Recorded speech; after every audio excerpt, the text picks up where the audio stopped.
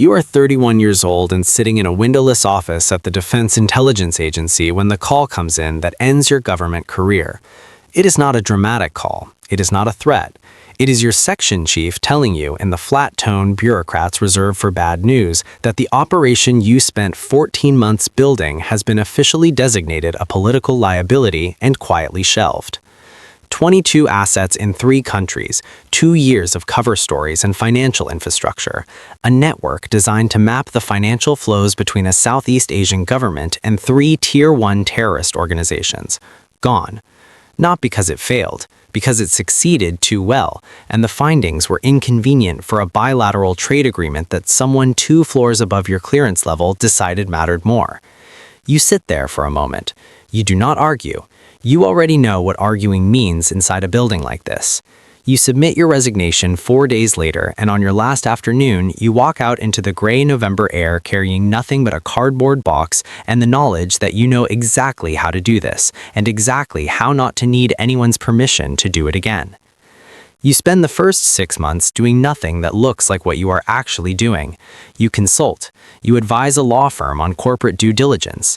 You write a risk assessment for a sovereign wealth fund that pays you enough to cover the lease on a small office suite in Vienna. Vienna is not an accident. Vienna has always been where the real conversations happen, where East meets West and neither side fully commits to the handshake. You are learning the private market.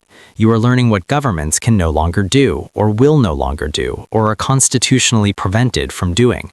The gap between those 3 categories is enormous. You start filling it. Your first actual client is not what you expected. It is not a government in exile or a mining conglomerate. It is a pharmaceutical CEO who has received credible intelligence that a state-sponsored actor is preparing to steal a decade of proprietary research through a compromised employee inside his own R&D department. His own security team cannot handle it without tipping the employee. Law enforcement cannot move fast enough, and involving them means disclosure obligations he cannot afford. He needs the mole identified, neutralized quietly, and the compromised data pathway mapped and closed, all within 30 days, all with 0 public footprint. You charge him $400,000. You deliver in 22 days. He pays without hesitation. He refers you to 2 other clients within the month. This is how you learn that the demand for what you do is not a niche market. It is a flood held back by a dam of legal ambiguity and government inefficiency, and you have just opened the first crack. Within 3 years, Meridian Group exists on paper as a consulting and risk advisory firm registered in Luxembourg with a secondary presence in Singapore. In practice, it is something else entirely. You have 11 full-time operatives, all former intelligence professionals from 5 different countries, none of whom knew each other before you recruited them, and all of whom were vetted through a process so thorough that by the time any of them walked through your door, you already knew things about them they had never told anyone. That is not a coincidence. That is the product of a methodology you built specifically for this purpose. You do not hire people whose loyalty you cannot verify. You do not take on clients whose backgrounds you have not independently investigated before the first meeting. You do not take calls you have not anticipated. Control is not a preference. It is the only reason you are still alive and operating. The work at this level is less about espionage in the cinematic sense and more about information architecture. A government in the Gulf region hires you to determine whether a rival state's intelligence service has penetrated their foreign ministry. You do not storm embassies. You build a model. You map every person with access to the relevant communications channels, cross-reference their financial histories, social connections, travel patterns, and behavioral anomalies over a 4-year period, and you identify 3 individuals whose profiles contain statistical deviations that do not have innocent explanations. You hand your client a 40-page assessment, a methodology brief, and a recommendation for how to test each of the 3 targets without revealing that they are being tested. You charge $1.2 million. Your client finds the leak within 11 days of following your protocol. You never learn which of the 3 it was. You do not need to. Your job was the methodology, not the outcome. But the work is not always clean. This is the thing nobody who has not lived inside this world fully understands. Clean work is the exception. The rule is ambiguity, competing loyalties, and situations where every available option causes harm to someone. There is a morning, 4 years into running Meridian, when you receive a communication through a channel that should not exist from a person who should not know that channel exists, informing you that one of your operatives in Eastern Europe has been identified by a foreign intelligence service and is being actively surveilled. You have 72 hours before the surveillance escalates to something worse. Your operative does not yet know. Your options are not good. You can extract him, which will confirm to that intelligence service that you have a source inside their surveillance apparatus, which will cost you that source permanently and potentially expose 2 other operations. You can warn him without extracting, which gives him the chance to operate normally and neutralize their suspicion, but if you are wrong about the timeline, you lose him entirely. Or you can do nothing for 24 hours, let their surveillance operation develop far enough to confirm their intentions, and then extract with cleaner information. You choose the third option. It is the tactically correct decision. For 24 hours, a man whose children's names you know is the bait in a trap you are running for information. He gets out. You never tell him what those 24 hours were. You think about it more than you expected to.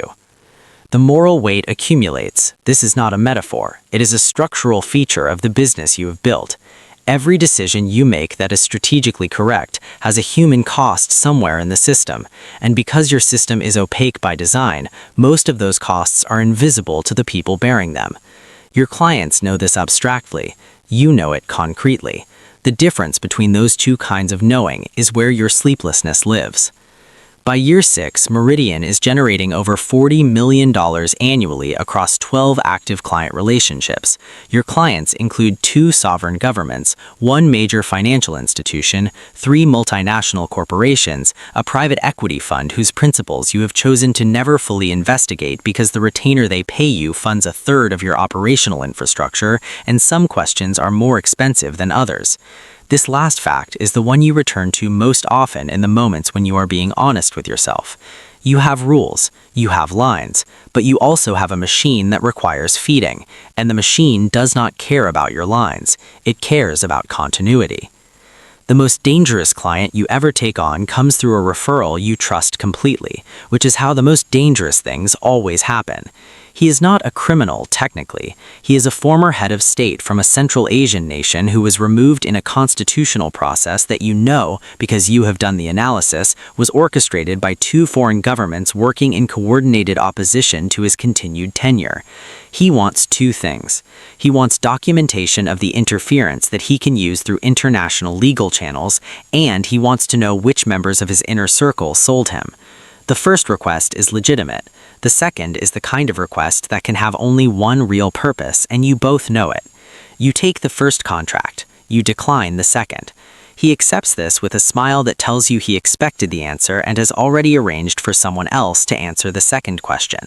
You take his money anyway and do the first job to the standard you do everything.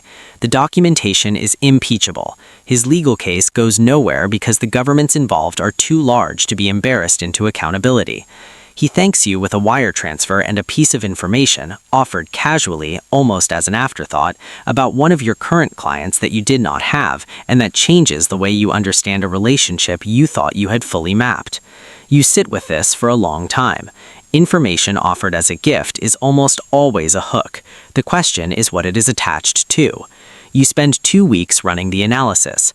What you find is that the information is accurate but incomplete, structured in a way that if acted upon would benefit a third party you cannot yet identify.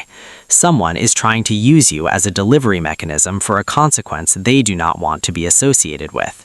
You do not act on the information. You document it, seal it, and store it in the way you store things that are too valuable to use and too dangerous to discard. You note in your operational log that the former head of state is more sophisticated than his presentation suggested, and that the relationship, while profitable, has now cost you more in operational security overhead than his retainer justifies. You close the relationship 6 months later, citing internal restructuring. He does not protest. He already got what he came for. The way power works at the level you now operate is different from the way most people imagine it. It is not dramatic. It is not a room full of dangerous men making decisions over a map.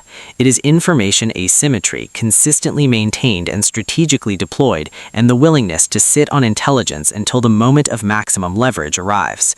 You have files on competitors you have never used. You have assessments of client vulnerabilities that you compiled as due diligence and that represent, if you chose to use them, leverage so significant it would be effectively coercive.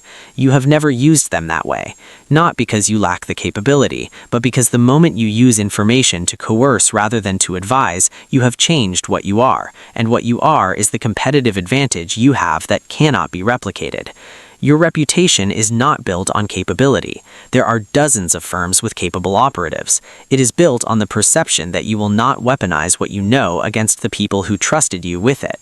That perception is worth more than any single operation. You protect it accordingly.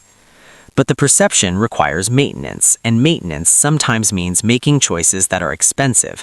There is a government client you want to run an influence operation against a domestic political figure, not an assassination, not even a criminal setup, a coordinated